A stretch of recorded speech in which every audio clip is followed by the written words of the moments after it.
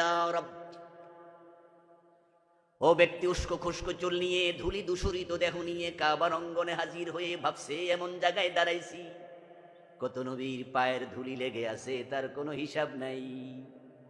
মুলতাজামে বুক লাগাইছে কাবার দরজার পাশে, মনে মনে ভাবে এমন জায়গায় বুক লাগাইছি নবী মুহাম্মাদের বুক এখানে লেগেছে, হাজার হাজার সাহাবীর বুক লেগেছে, দোয়া আল্লাহ ফিরাবে কেন?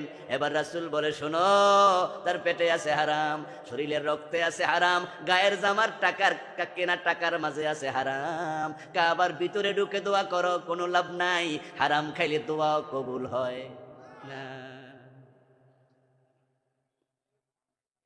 وقال النبي صلى الله عليه وسلم من اشترى ثوبا ب10 دراهم فيه درهم حرام لم يقبل الله له صلاته ما دام عليه।